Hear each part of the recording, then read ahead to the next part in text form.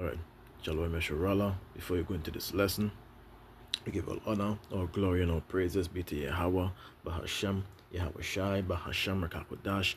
We give double honor to the apostles and prophets and elders of James Camp, better known as Great Millstone, for the being 100% truth that I've been currently edified under. Shalom to the elect, the tabernacle of David, and I'm Roberto Zaria coming to this lesson now. You guys, look at this guy. Come on.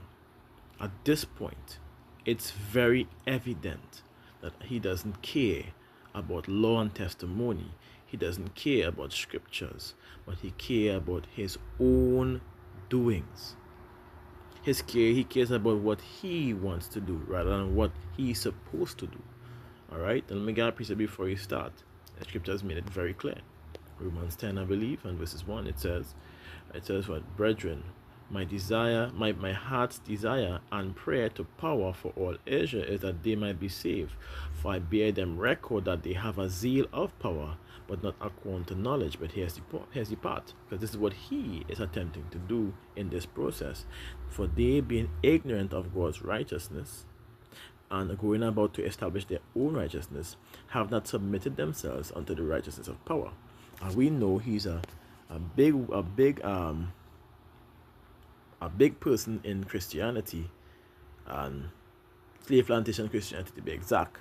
Make it worse, because you are speaking on things you have no understanding of, trying to break things down as though you are correct. But here's the full conclusion of this information. You are biblically, as Abena always say, biblically illiterate. It's either that or you are doing this on purpose, which we know you are, to gain views and money as per usual, because we know your 2819 church, or whatever the case, I can't remember how it is literally under 501c3, which we proved time and time again. So we know you under a bribe. So at this point, we know your doctrine is false. And for those who choose to still listen to this fool, something is wrong with you. Let's get it out. Tattoos, when God said don't do them, was connected to idol worship. It's why we need... No.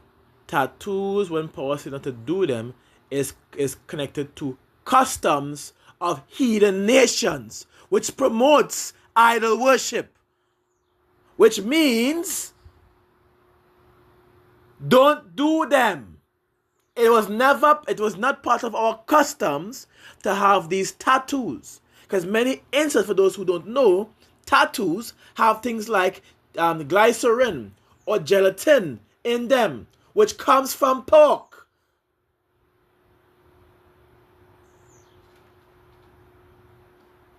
These are things that we need to look up. By itself, there's even sources that claims that it has fetal tissues creating a liquefied form to allow the tattoos to go into your skin easily or smooth, so that when you do take tattoos, the swellings are not as hard as it was before.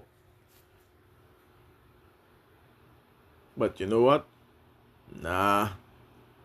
Let's try to make it look as is dealing with idol worship, another custom of a heathen nation, so you could keep doing it. What is wrong with you? What is wrong with you at this point? At this point, you have plenty blood on your hands to deal with.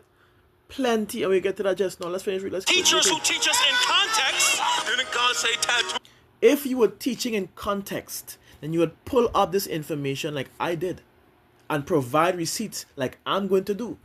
Yet, you have not. Wordplay is not teachers teaching in context. Are evil. Is there anybody in the New Testament with a tattoo? In the book of Revelation, there is a man who John said his eyes are like a blazing fire. His skin was like brass. His hair was like wool. And on his thigh is tattooed a word, King of Kings. What?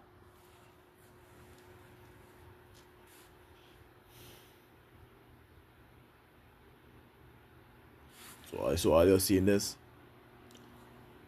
Are you all seeing this? And Lord,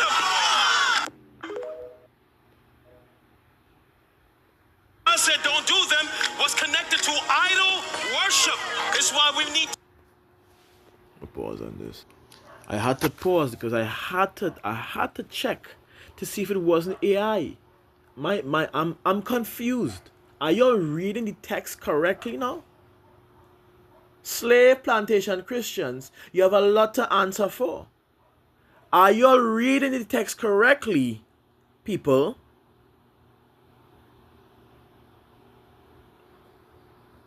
So let's go into it, right? Let's get the precept. So like I feel the pause. Let's get the precept first, and let's go into it after, because this guy, at this point, doesn't know what he's talking about, all right? So let's go into Leviticus chapter 19 and verse 28, where it says, straight to the point, 19 and 28, where it says, as a commandment given, as a matter of fact, let's go into the letter Bible. I want to get correct. It says, as a commandment given, ye shall not make any cuttings in your flesh for the dead, nor print any markers upon you, for I am Yahweh. And the reason for this is because these tattoos back then in ancient time with certain heathen customs was used as a form of mourning the death of a loved one, which is not according to the customs and of Yahweh Ba'ashem Yahushai, which he gave to Israel. It's a custom of a heathen.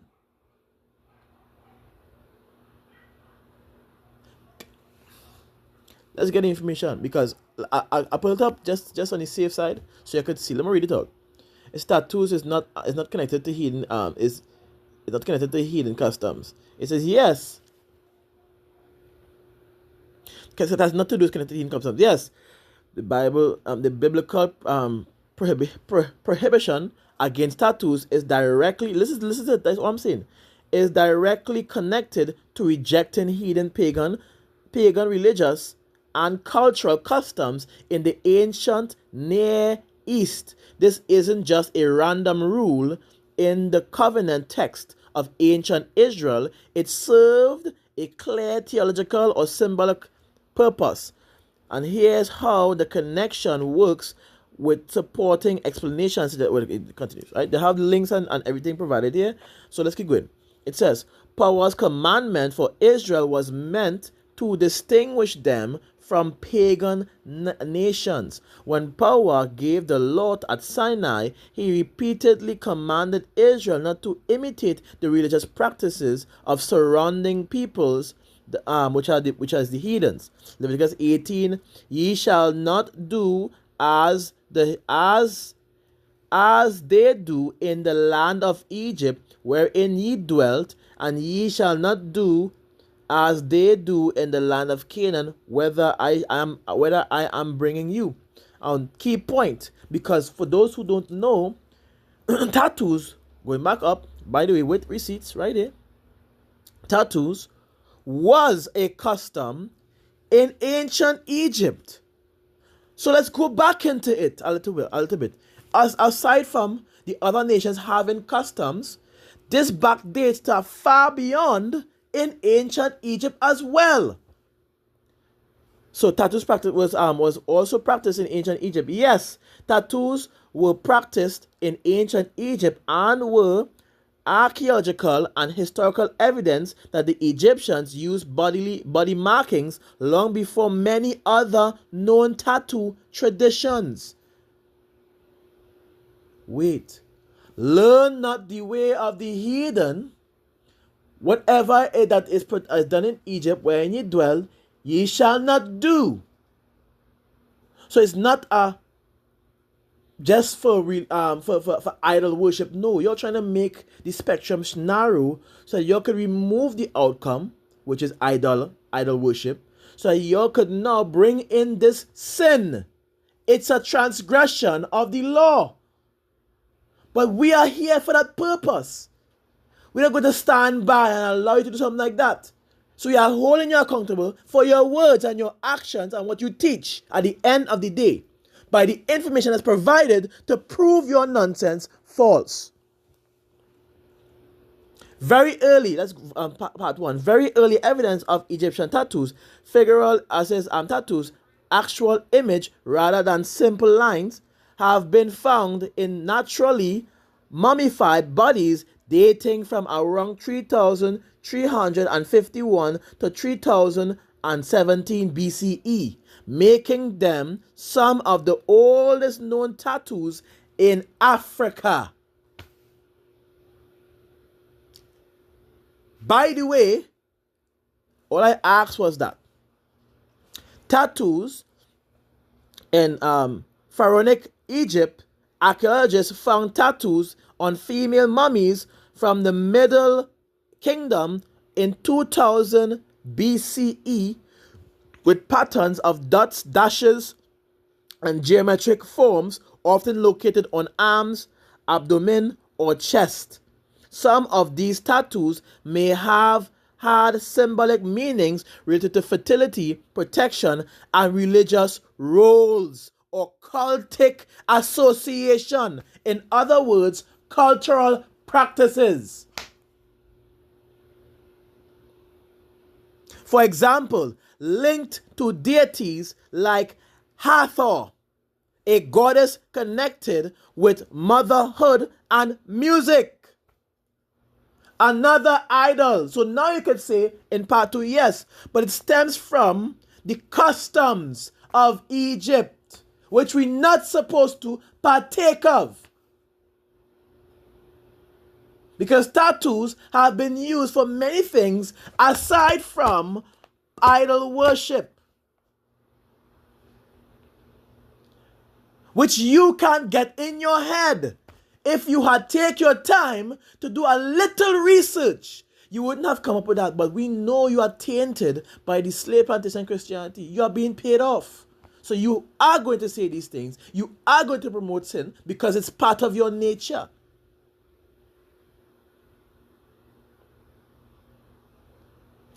Next part. Who was tattooed? The most of the identified tattooed individuals in ancient Egypt have been women, especially associated with religious or ritual roles like priestess or performers. Which, by the way, the link literally is next to each. World History Encyclopedia. World History Encyclopedia. Wikipedia. Wikipedia. World History Encyclopedia.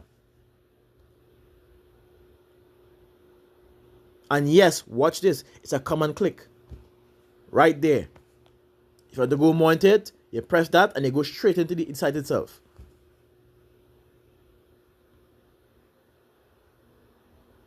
Tattoos often appear where religious or symbolic marking would be meaningful, suggesting purposes beyond simple decoration.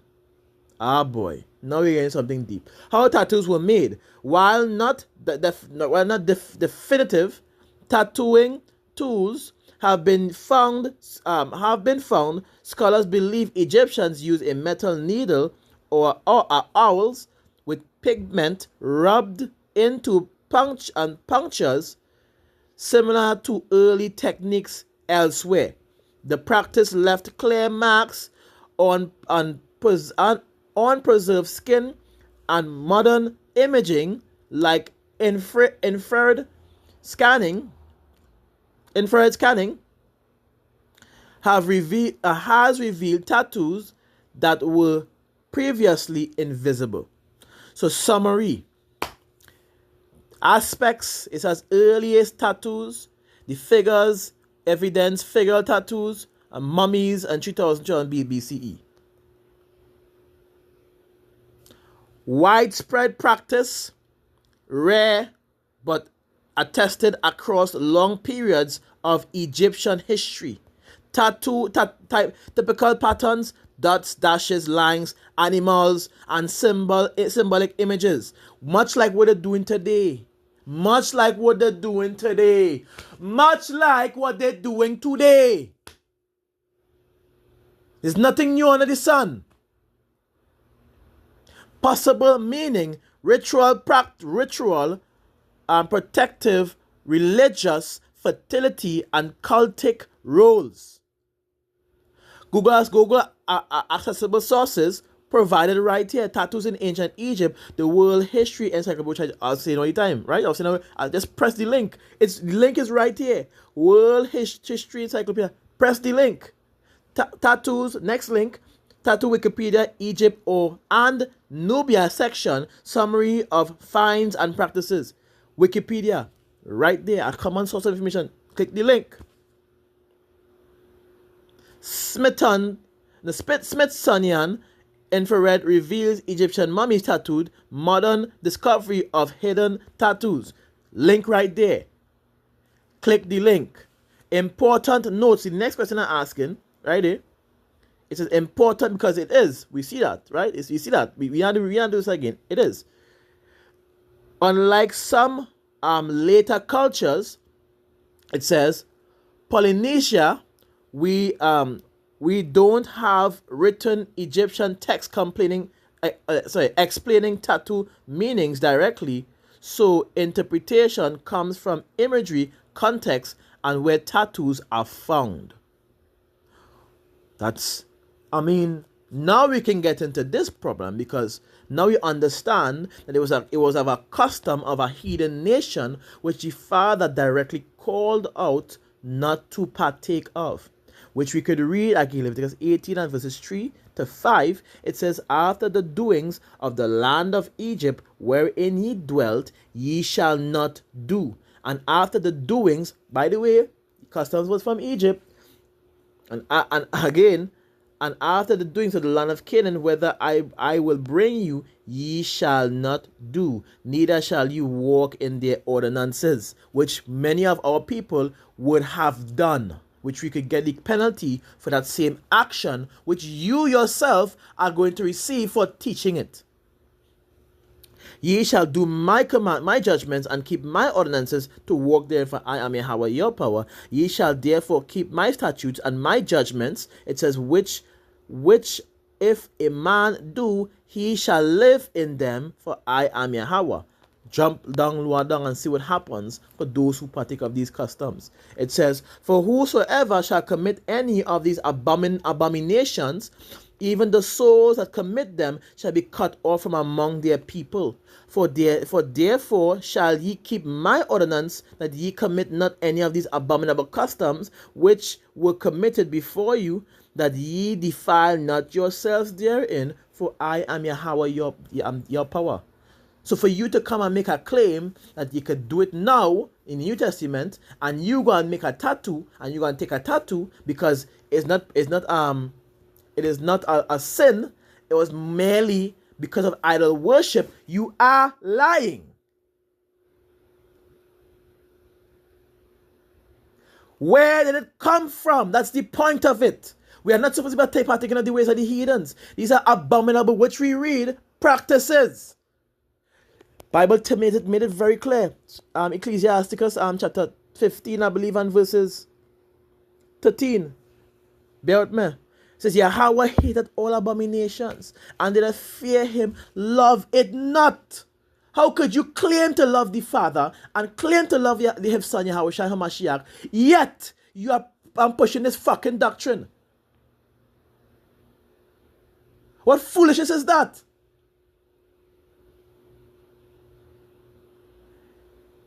This thing just pissed me off. It is anger me, boy. Like, come on. At this point, we know you're on folly. Admit you're on folly.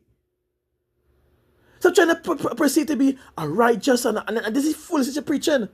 Admit you're on folly. Admit it. You are a fool. Admit it.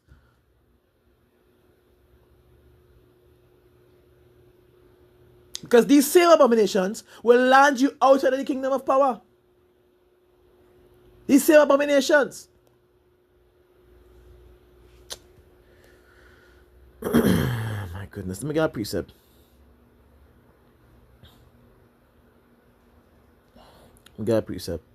Mark chapter 7 and verse 7. Let me get straight to the point. This is what you all have been doing.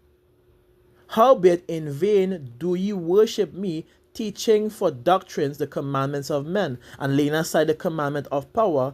Ye hold the traditions of men, which ye are doing. Even though this refer to something different, but this is adding a bit. You hold traditions of men. They are customs of men, heathen men, and heathen practices.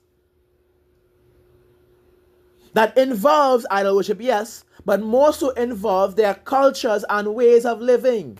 Mourning death of people, religious practices, all these things.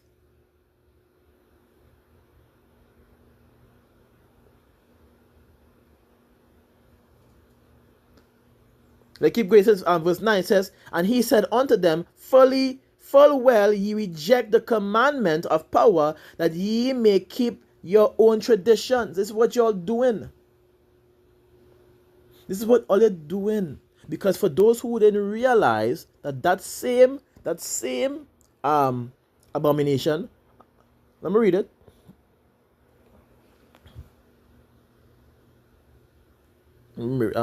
Abominable. I think it's abominable.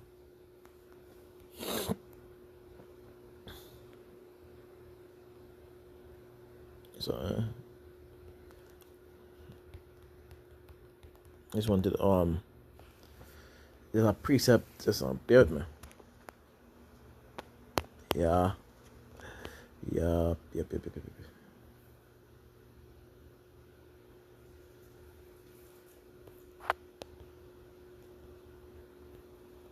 That's it. I forget the precept. That is it. Galatians.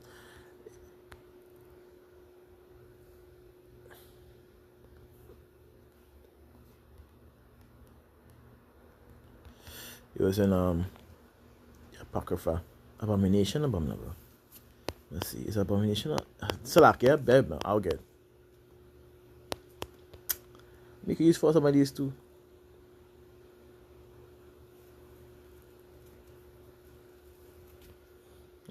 But anyways, back to what I was looking for. I just type in. As I scroll up, I will find it, but I think it's Richard. No. High up.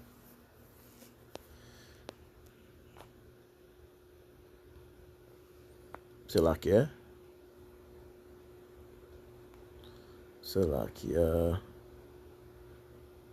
No,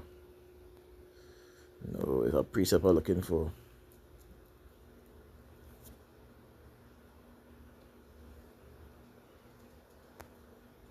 So okay, if I can't get that small thing, I don't know why this doesn't show everything, but regardless of what, let me get next precept. Slack. Let's go First Timothy, chapter 4 and 4. No, 6 and 4, I believe.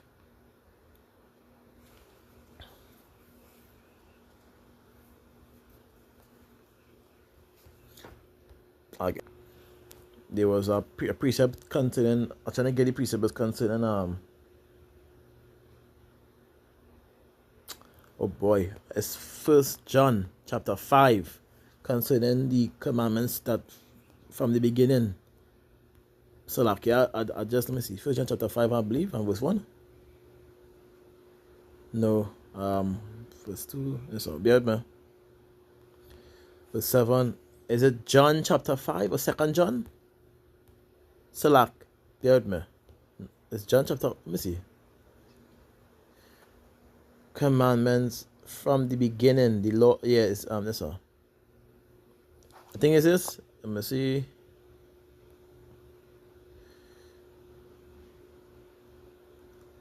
Khan. That is it right here.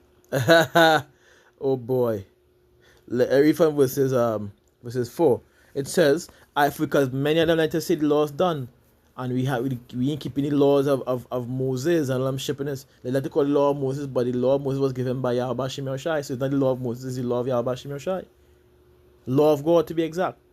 It says, I rejoice greatly that I found of thy children walking in truth, as we have received a commandment from the Father. Now I beseech thee, lady, not as though I wrote a new commandment unto thee, but that which we had from the beginning, that we love one another. And this is love, that we walk after his commandments. It says, this is the commandment, that as ye have heard from the beginning. which shows that the commandment that we're speaking about, that we're dealing with now, is not a new commandment, or it doesn't remove the aspects of the law itself, because at the end of the day, the transgression and the law remain the same, which is 1 John chapter 12 verses 4. Whosoever committed sin transgresses also the law, for sin is a transgression of the law. And showing proof that this guy has been teaching people to sin. It's heresy. Let's get a precept to that, because scripture says, Matthew chapter 5, I believe, and verses 19.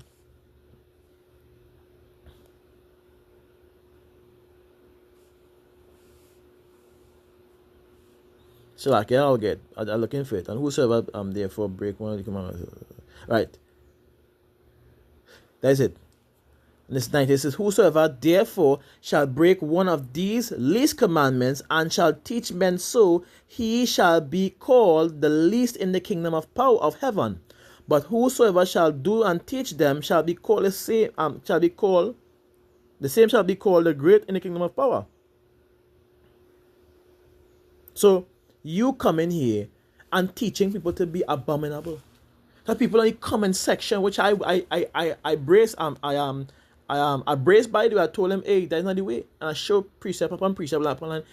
Here and there, and a lady, let's say Baptist and Christianity, say Baptist and Christian, decide to try to correct me. And when she realized she couldn't, because I started bringing precept line upon line with explaining points, she stopped. She ceased. There's no more information, TikTok notifications from her. She couldn't. Which proves that they are wrong. Yet, I'm certain they're still going to follow that foolishness after. I'm certain. She got corrected from scriptures. She knows she's wrong now because she couldn't gainsay nor resist what is being brought out. And she decides to stop and left it. So you know you're wrong now. So why are you still going to be following that foolishness? You following people who are literally under a gift, a bribe.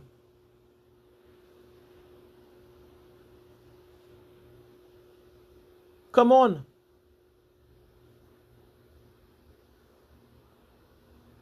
Come on. We did lessons on it countless times. This guy is not sincere. We are seeing it. He is passionate to do evil. We are witnessing it. He is not sincere.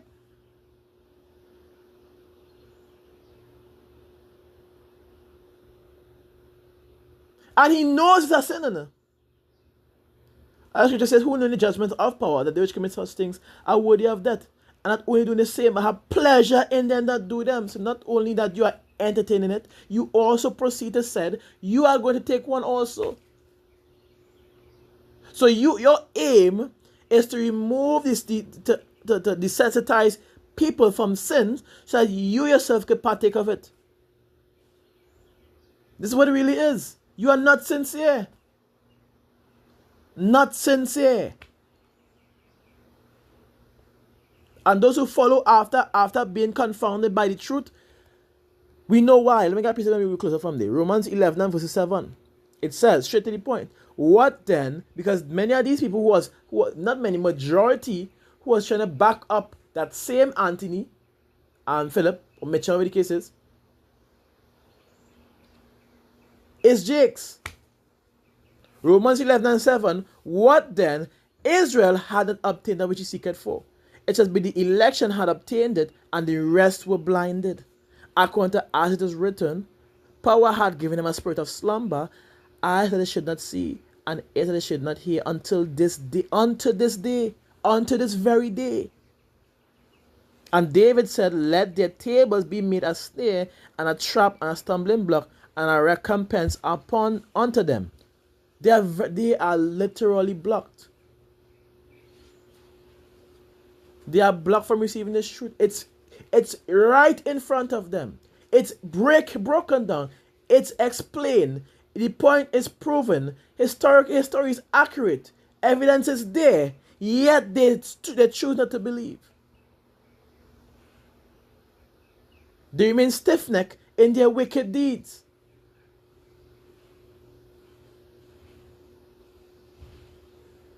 It's a heathen custom which Yahweh Shai said not to do. It's a transgression of Yahweh Shai's laws and will. Case dismissed. Who vexed? Lost. The evidence is there. The point is proven. So I hope this lesson is edifying. We say Shalom Yasharala, Kal Halalim Yahweh Bahashem Yahweh Shai, Bahashem Rakakodash. We give double honors to the apostles and prophets and elders of James Camp, but us great millstone for the bring forth the 100% truth that have been currently edified under.